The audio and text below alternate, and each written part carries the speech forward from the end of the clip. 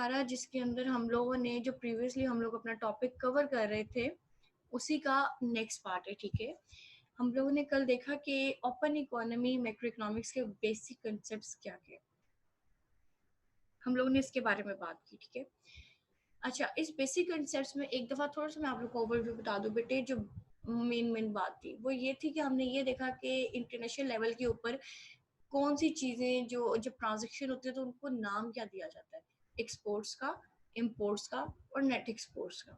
ठीक है, फिर इसके साथ साथ हम लोगों ने ये देखा कि रियल एक्सचेंज रेट, कुछ एक्सचेंज रेट्स होते हैं जिनकी बेस के ऊपर ये सब इंपोर्ट एक्सपोर्ट के और नेट एक्सपोर्ट के काम हो रहे होते हैं। फिर हमने ये देखा कि कौन कौन से किस किस्म के वेरिएबल्स जो हैं, मतलब इस तरह की चीजें जिनको इकोनॉमिक्स के ज़माने में वेरिएबल्स बोल दिया जाता है, वो इंपोर्ट एक्सपोर्ट या नेट एक्सपोर्ट्स के ऊपर असरअंदाज होती हैं, यानी कि उनकी कमी या उनकी ज्यादती का बायस बनती है।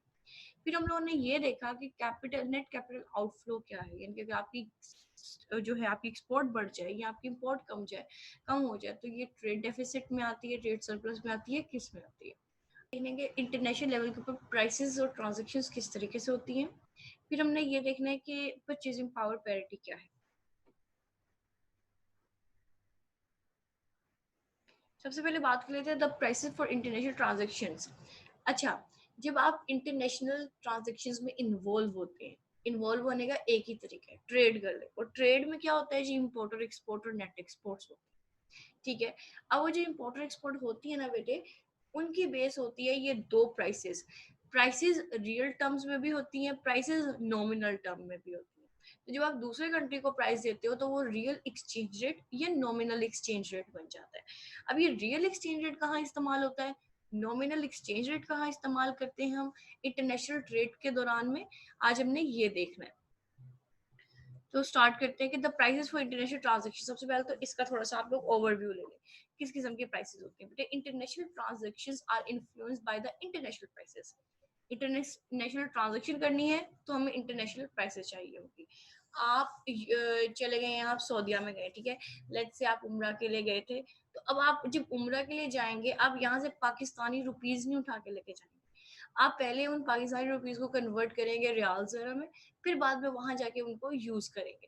यानी अगर आपने इंटरनेशनली तौर पर ट्रांजैक्शन करनी है, चाहे वहां जाके चाहे यहाँ से करनी है, जिस तरीके से भी है, तो आपको इंटरनेशनल प्राइसेस को मद्देनजर देख रखना पड़ेगा उनके पैसों के हिसाब से।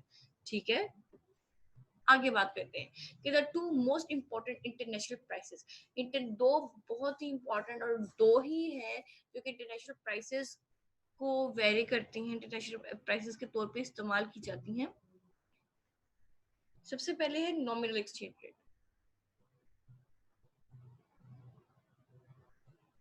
अच्छा, ये नॉमिनल एक्सचेंज रेट क्या है? The nominal exchange rate is the rate at which a person can trade the currency of one country for the currency of another. जब आपने करेंसी के अंदर ट्रेड करना होता है तो this is called nominal exchange rate. आपके पास 2000 रुपए, आप चाहते हो आप अपने पैसे को डॉलर में कन्वर्ट कर लो, ठीक है, आप किसके पास जाओगे? आप फॉरेन एक्सचेंज के ऑफिस में जाओगे ना, यानी कि जहाँ पे करेंसी चेंज होती हैं, आप वहां जाओगे। वहां आप क्या करोगे, जब आपने करेंसी चेंज करनी है ना, तो एक्सचेंज रेट जो आपको बेटा बताएंगे वो होगा nominal exchange rate. Specially currency के लिए वो रियल इस्तेमाल नहीं करेंगे, वो नॉमिनल एक्सचेंज रेट इस्तेमाल करेंगे। तो याद रहे, जब जब आप अपने मतलब किसी एक्सचेंज सेंटर में जाते हैं जहाँ पे आपने करेंसी को एक्सचेंज करवाना होता है, तो वो हमेशा आपकी करेंसी को एक्सचेंज करते हैं एट पर द नॉमिनल एक्सचेंज रेट। जो नॉमिनल एक्सचेंज रेट उस वक्त चल रहा होता है उसके मुताबिक आपकी करेंसी को कन्वर्ट कर देते हैं। अगर नॉमिनल करेंसी को चेंज करने के लिए इस्तेमाल होता है तो रियल कहाँ इस्तेमाल होता है वो भी हम देखेंगे। ठीक है, दूसरा क्या टाइप थी या दूसरी क्या किस्म थी इसकी,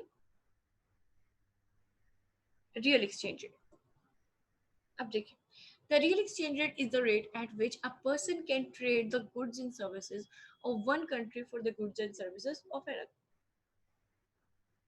जब आप एक्सचेंज गुड्स एंड सर्विसेज की करोगे, करेंसी को एक तरफ रख दो, ठीक है, आप करेंसी से कुछ नहीं कर रहे हो, आप गुड्स एंड सर्विसेज की ट्रेड कर रहे हो, तो उस दौरान उन गुड्स एंड सर्विसेज की ट्रेड से बेटा ये बना दे, ये नहीं कि आपने उनको एक कॉटन दे दी तो उन्होंने आपको एक जी लैपटॉप दे दिया, नो।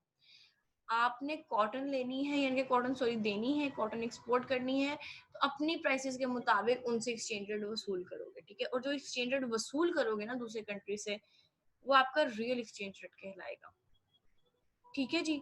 और जब आप उनसे कोई चीज खरीदोगे तो उनको जो पेमेंट दोगे वो उनकी बेस के ऊपर आपका रियल एक्सचेंज रेट डिसाइड होगा। अच्छा, ये जो चीजें हैं ना, नॉमिनल एक्सचेंज रेट तो हमारे पास बताया गया होता है क्योंकि ये नॉमिनेटेड होता है कितना एक्सचेंज रेट है। थोड़ा सा प्रॉब्लम क्या आती है, रियल एक्सचेंज रेट में प्रॉब्लम होती है कि रियल एक्सचेंज रेट को निकाले कैसे, क्योंकि ये गुड्स एंड सर्विसेज है। पैसे को पैसे में एक्सचेंज करना आसान है, एक रेट बताया, उसके साथ उसको मल्टीप्लाई किया, निकल आया। असल मसला होता है कि रियल एक्सचेंज रेट क्या होगा, ये थोड़ी सी प्रॉब्लम है, लेकिन इसका भी सोल्यूशन है इकोनॉमिक्स में। अब वो क्या है, वो आगे जाके देखते हैं। सबसे पहले पहले तो आप ये देख लें कि nominal exchange rate in depth कि किस तरीके से वर्क करता है। अगेन वही चीज बता दूं कि nominal exchange rate is the rate at which a person can trade the currency of one country for the currency of another. Currency के लिए नॉमिनल एक्सचेंज रेट इस्तेमाल होता है।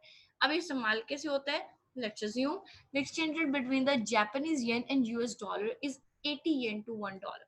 अच्छा, हमें रिसेंटली पता लगा कि अगर आपको $1 चाहिए तो आपको 80 येन चाहिए होंगे, अगर आपको 80 येन चाहिए तो आपको $1 चाहिए होगा। अब इसमें कंसेप्ट क्या समझने वाला है, ये तो बहुत आसान सी चीज है ना कि आपने $1 अपने पास रखना है तो आपको 80 येन्स का $1 पड़ेगा। अगर आप मतलब लेट से आप जापान में खड़े हुए हो, ठीक है, इस टाइम आप जापान में हो और आपको जापान में क्या चाहिए, यूएस डॉलर चाहिए, तो आपको यूएस का $1 खरीदने के लिए आपको 80 येन आपके पॉकेट में होना जरूरी है, ठीक है जी।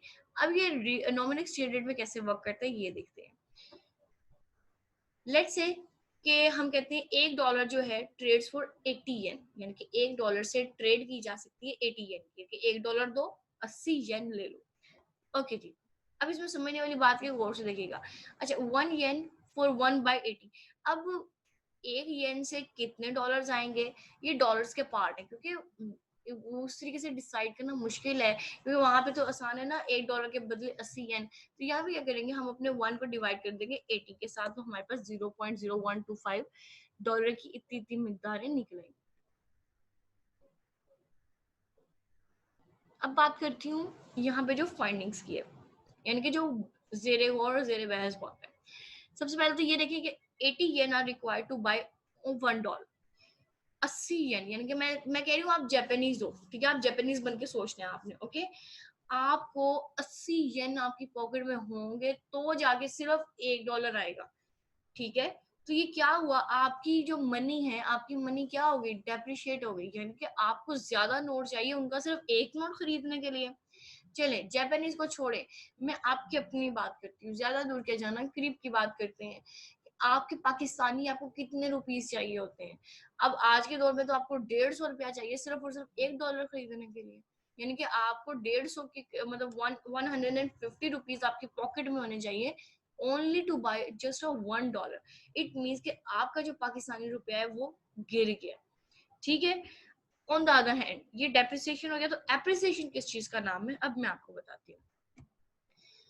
ओनली $1 इज रिक्वायर्ड टू 80 येन, यानी कि जापानीज के लिए या पाकिस्तानीज के लिए उनकी करेंसी डी वैल्यू हो रही है, डेप्रिसिएशन में जा रही है, लेकिन जो डॉलर की करेंसी यानी कि यूएस की जो करेंसी है यानी कि डॉलर, वो एप्रिसिएशन में जा रहा है। कैसे कि उनका सिर्फ और सिर्फ करेंसी का एक यूनिट, ठीक है, डॉलर एक एक डॉलर है ना, $2 तो नहीं है, सिर्फ और सिर्फ एक यूनिट जो है हमारे इतने सारे पैसे खरीद सकता है। हमें इतने सारे पैसे चाहिए उनकी एक मनी के लिए, उनको सिर्फ एक मनी चाहिए हमारी इतनी सारी मनी इकट्ठी करने के लिए।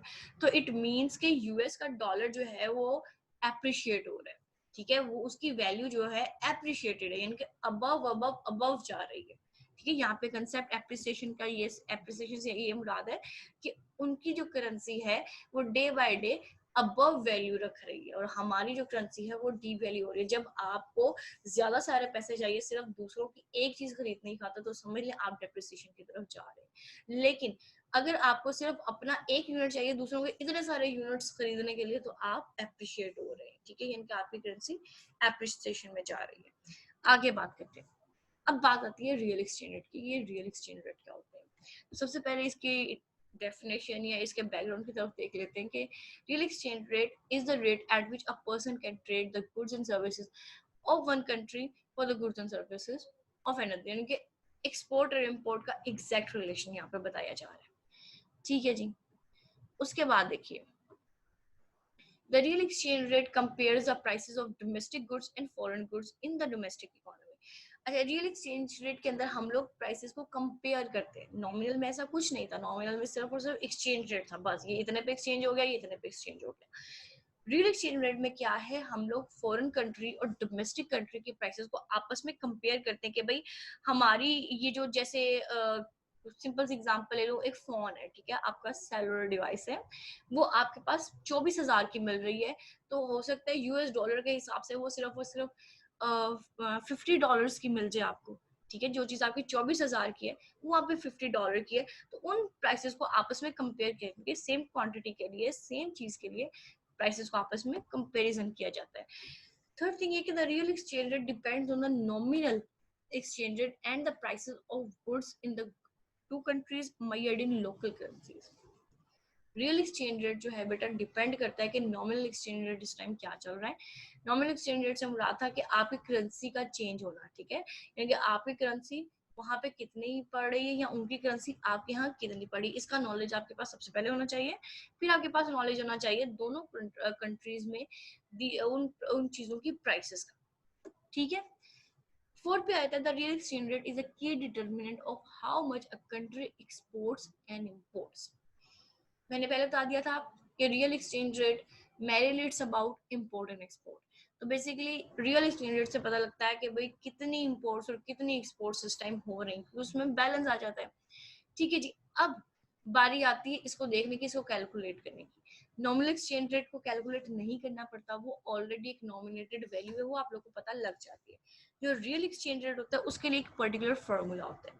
फॉर्मूला ये होता है कि नॉमिनल एक्सचेंज रेट जो भी आपका उस टाइम प्रिवेलिंग है उसको आप मल्टीप्लाई कर दिए आपकी डोमेस्टिक प्राइस के साथ। यानी कि आपने एक लैपटॉप खरीदना है, आपने लैपटॉप का रियल एक्सचेंज रेट निकाला है कि हाँ भाई मुझे इतने का, मेरी वैल्यू इतनी है और वहां से मुझे इतने का पड़ रहा है। ठीक है, आपने क्या करना है, अपना नॉमिनल एक्सचेंज रेट यानी कि आपकी जो मनी है यूएस डॉलर में कन्वर्ट करके कितने की पड़ रही है वो, मतलब जो उसकी प्राइस है, उस नॉमिनल एक्सचेंज रेट में आपने जो भी आपको एक्सचेंज बताया जा रहा है आपको कि $1 इतने के इक्वल है या ये इतना है, ठीक है, वो एक्सचेंज रेट है, वो पर्टिकुलर छोटी सी अमाउंट, जैसे ₹150, ठीक है, आपके $1 का एक्सचेंज रेट ₹150 है, तो आप यहाँ पे 150 लिखेंगे, ठीक है, multiply by the domestic price, आपकी कंट्री में वो प्राइस कितनी है, और divided by the foreign price, foreign में उसी यूनिट की कितनी प्राइस चल रही है। तो अगर आप ये फॉर्मूला अप्लाई करेंगे तो आपके पास रियल एक्सचेंज रेट आ जाएगा। आगे बात करते हैं आखिरी टॉपिक की तरफ के first theory of exchange rate determination. ये तो बात होगी कि भाई हमारे पास प्राइसेस के लिए एक्सचेंज रेट्स होते हैं। एक्सचेंज रेट्स दो तरह के होते हैं, एक रियल एक्सचेंज रेट और एक नॉमिनल एक्सचेंज रेट। नॉमिनल होता है करेंसीज के लिए, रियल होता है import exports goods and services के लिए। अब इस एक्सचेंज रेट को डिटरमिन करने के लिए जो सबसे पहले थ्योरी आई थी ना, वो थी परचेजिंग पावर पैरिटी। ये आप लोगों ने गौर से समझनी है, ठीक है, परचेजिंग पावर पैरिटी बहुत ही मेन मतलब कहते हैं कि इंपॉर्टेंट कंसेप्ट है। अच्छा जी, परचेजिंग पावर पैरिटी में क्या था, सबसे पहले तो मैं ये बता दूं कि परचेजिंग पावर पैरिटी जो है एज अ ट्रीट की जाती है as a first theory of exchange rate determination. Exchange rate को डिटरमिन करने वाली पहली थ्योरी जो थी वो थी परचेजिंग पावर पैरिटी। अच्छा, परचेजिंग पावर पैरिटी के अकॉर्डिंग ये कहा गया था कि this is the most simplest and widely accepted theory explaining the variation of currency exchange rate. ये करेंसीज में जो एक्सचेंज रेट की वेरी करता है ना कंट्री टू कंट्री, उस वेरिएशन को शो करती है। ठीक है जी, अब यहाँ पे एक आप पिक्चर देख सकते हैं, इस पिक्चर को जरा गौर से देखिए। एक ही इंसान है और एक ही basket of goods and services है। अब basket and goods and services, mic off please.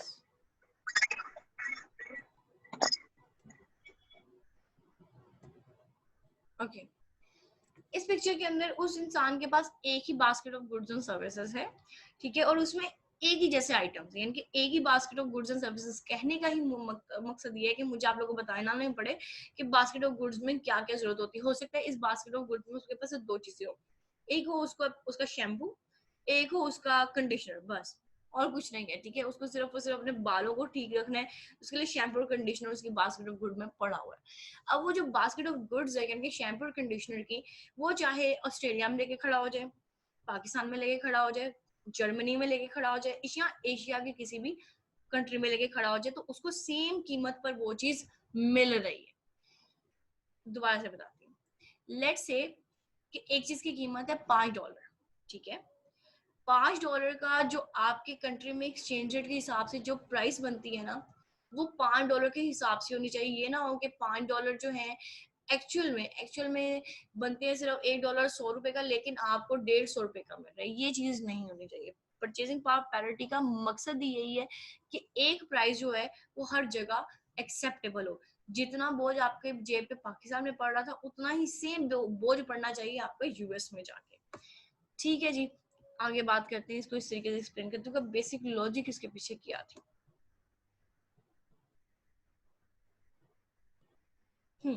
Purchasing power parity is a theory of exchange rate whereby a unit of any given currency should be able to buy the same quantity of goods in all the countries. Let's say आपके पास $1 है, ठीक है, $1 है, ठीक है, just $1 की बात करूं, वो $1 यहाँ पे आके उतनी ही क्वांटिटी खरीद सके जो कि वो $1 यूएस में चीजें खरीद सकता है। अगर यहाँ पे आके $1 में चीजें आपके पास 3 आ रही हैं जबकि यूएस में $1 के अंदर से 2 चीजें आ रही हैं, तो ये आपका परचेजिंग पावर पैरिटी का रूल नहीं। मैं दोबारा बताती हूँ आपको। परचेजिंग पावर पैरिटी से बेटा मुराद है कि आपकी जो गिवन करेंसी जो आपको दी गई है वो इस एबल हो, यानी कि उसकी वैल्यू इतनी हाई हो या इतना एटलीस्ट वो आपकी करेंसी एबल हो कि आप किसी भी कंट्री में उसको लेके चले जाएं तो आप उसे सेम उतनी क्वांटिटी खरीद सके जितनी आप अपने कंट्री में खरीद रहे थे। लेट से आपके पास ₹100, ओके, मैं ₹100 की बात करूँ, ₹100 के अंदर आप अपने कंट्री में लेस खरीद रहे थे, चॉकलेट खरीद रहे थे और एक आप ट्विस्टो कैंडी खरीद रहे थे, ठीक है, ये 3 चीजें खरीद रहे थे। जब आप यूएस में गए हैं समझे कि वहां पे वही प्रोडक्ट मिल रही हैं, अगर तो आप ₹100 में, यानी कि जहाँ जो चीज आप यहाँ पे ₹100 में खरीद रहे थे सेम ₹100 के अंदर वहां पे भी यही सेम चीजें अफोर्ड कर सकते हैं, तो ये परचेजिंग पावर पैरिटी है, अदरवाइज ये नहीं है। लेट्स से यूएस में जाने के बाद आपको ₹100 एक और मजीद देना पड़ता, तो इट मीन्स कि आप परचेजिंग पावर पैरिटी के जिम्मे में यहाँ पे इसकी डेफिनेशन पूरा नहीं उतर रहे। आगे बात करती हूँ। The theory of purchasing power parity is based on the principle called the law of one price, यानी कि पूरे मुमालिक में, पूरे आलमी दुनिया में एक ही प्राइस को फॉलो किया जा रहा है। According to the law of one price, a good must sell for the same price in all the locations. Locations से मुराद है तमाम countries में, तमाम मुमालिक में। According to the theory of purchasing power parity, a currency must have the same purchasing power in all the countries and exchange rate move to ensure that. अच्छा, दोबारा वही बात कर दी गई है, सिर्फ अल्फाज मुख्तलिफ हैं कि आप किसी भी कंट्री में जाओ तो आपके पास जो करेंसी है उतनी ही चीजें वहां पे भी खरीद सके जितनी चीजें उससे आप अपने कंट्री में, डोमेस्टिक कंट्री में खरीद रहे थे। आगे बात करती हूँ कि परचेजिंग पावर की इम्प्लीकेशंस किस किस्म की होती हैं। सबसे पहले तो ये देखिए कि if the purchasing power of the dollar is always the same at home and abroad then the exchange rate can not change. अगर $1 से हासिल होने वाली परचेजिंग पावर आपकी जो है सेम है, यानी कि यहाँ पे भी परचेजिंग पावर से मुराद है यहाँ पे भी आप उस अमाउंट में 2 चीजें खरीद रहे हो, यूएस में जाके भी वही 2 चीजें खरीद रहे हो, तो इट मीन्स कि आपका एक्सचेंज रेट चेंज नहीं हुआ। एक्सचेंज रेट जो है आपको गिवन है वही दिया गया। अब लेट्स से कि आप एग्जांपल ले लेते हैं मैकडॉनल्ड्स की the nominal exchange rate between the currencies of two countries must reflect the different price levels in those countries. Simple सी बात है, आपके प्राइस लेवल्स मुख्तलिफ होते हैं, प्राइस लेवल मुख्तलिफ होते हैं according to your exchange rate. ठीक है जी, नेक्स्ट थिंग ये है कि when the central bank prints large quantities of money, the money loses the value both in terms of goods and services it can buy and in terms of the amount of the other countries it can buy। अच्छा, यहाँ पे दोबारा से वो बात कर दी गई है। एक तो हमने ये बात पिछले पिछले लेक्चर्स में हमने देखी थी कि अगर सेंट्रल बैंक ज्यादा से ज्यादा मनी प्रिंट कर देता है तो उससे इन्फ्लेशन की सिचुएशन पैदा हो जाती है, लेकिन इन्फ्लेशन की सिचुएशन के अलावा भी एक और भी सिचुएशन जो कि पैदा हो सकती है जो कि बहुत ही हक में फेवरेबल नहीं है। और वो सिचुएशन क्या है कि अगर सेंट्रल बैंक ज्यादा से ज्यादा मनी प्रोड्यूस करता है, मतलब मनी प्रिंट करता है, तो उससे क्या होता है कि आपकी जो मनी की वैल्यू है इंपोर्ट और एक्सपोर्ट्स मार्केट में भी गिर जाती है और उसके गिरने की वजह से आपकी अमाउंट में भी चेंज आता है।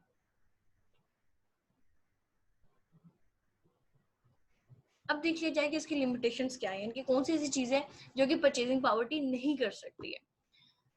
अच्छा जी, ये तो सिंपल सी बात बता दी कि एक फैंटा की बोतल है, ठीक है, और फैंटा की बोतल की प्राइस जो इधर है वो ही दूसरे कंट्री में भी है, ठीक है जी। लेकिन साथ साथ ये भी कह दिया जाता है कि ये इसकी लिमिटेशन है, यानी कि परचेजिंग पार्टी में ये चीज पॉसिबल नहीं है। क्या चीज पॉसिबल नहीं है? सबसे पहले देखिए, many goods are not easily traded और shift from one country to another country. कुछ चीजें हमेशा नहीं वर्क करता, हर चीज के लिए परचेजिंग पावर पैरिटी वर्क नहीं कर सकता, ये सिर्फ चंद अशिया के लिए है। क्योंकि कुछ चीजें जो होती हैं they are tough to trade from one country to another country. दूसरी लिमिटेशन इसकी देखिए, दूसरी लिमिटेशन में वो कहता है कि tradeable goods are not always a perfect substitute when they are produced in different countries. जब उनको दूसरे कंट्रीज में प्रोड्यूस किया जाता है तो कंप्लीट वो मुकम्मल सब्स्टिट्यूट्स के तौर पे नहीं देखी जा सकती हैं। आप देख लें कि आपका जो बनने वाला लेज है, जब आप यूएस में जाएंगे तो वो किसी और किस्म का लेज आपको नजर आएगा। यहाँ पे जो जो लोग प्रोड्यूस करें वो अपने ही डोमेस्टिक वाले रेजिडेंट्स हैं, ठीक है, और वहां पे जो प्रोड्यूस करें वो उनके डोमेस्टिक रेजिडेंट्स हैं। तो यानी कि यहाँ पे अपनी रेसिपी डिफरेंट होगी, वहां पे उनकी रेसिपी मुख्तलिफ होगी। तो यही चीजें देखने को मिलती हैं कि परचेजिंग पावर पैरिटी का सूट तो अपना ले, लेकिन अब लोग प्रेफरेंसेस की वजह से, लोगों के एक्सचेंज रेट की वजह से, लोगों की इनकम की वजह से ये जो थ्योरी है इसके ऊपर मुकम्मल तौर पे अमल करना थोड़ा सा मुश्किल हो जाता है। Just because of two reasons के ये कि एक तो परफेक्टली सब्स्टिट्यूट्स नहीं होती जो आपने यहाँ पे लिया है वहाँ पे वो दूसरी चीज ले सको, वो बिल्कुल ऑपोजिट चीज आपको वहाँ पे मिलेगी, ठीक है। और दूसरी थिंग कि हर चीज आप एक दूसरे कंट्री से ट्रेड नहीं कर सकते, बहुत ही स्पेसिफिक नंबर ऑफ आइटम्स होते हैं आपके पास जिनको आप ट्रेड के जिम्मे में लेके आते हो, इम्पोर्ट एक्सपोर्ट में लेके आते हो, वरना तो बाकी कुछ नहीं होता, ठीक है। जैसे कि जिसमें सबसे बड़ी मिसाल मैं दूध की ले लेती हूँ, ठीक है, दूध आपका इम्पोर्ट एक्सपोर्ट्स में नहीं आता, वो आपको अपने एनिमल्स रखने पड़ते हैं, हर कंट्री को अपना फार्मिंग करनी पड़ती है, अपना ही सारा कुछ करना पड़ता है। तो इस तरीके से और बहुत सारी चीजें जिनके ऊपर हुकूमत जो है, जो गवर्नमेंट होती है पर्टिकुलर कंट्री की, वो लिमिटेशंस लगाती है कि भाई हमने ये चीज ट्रेड में नहीं लेके आनी, जिस कंट्री ने लेनी है वो यहाँ से आके खरीद के लेके जाए, हम इसको खुद से बाहर नहीं एक्सपोर्ट करेंगे, या इसको बनाने के लिए नई चीजें बाहर से लेके आएंगे, इम्पोर्ट रॉ मटेरियल इम्पोर्ट नहीं करेंगे। इस किस्म की चीजें होती हैं जो कि परचेजिंग पावर पैरिटी के असूल की लिमिटेशंस में आते हैं कि ये चीज इसके अंदर पॉसिबल नहीं है। यहाँ पर आके आप लोग का बेटा ये टॉपिक एंड होता है।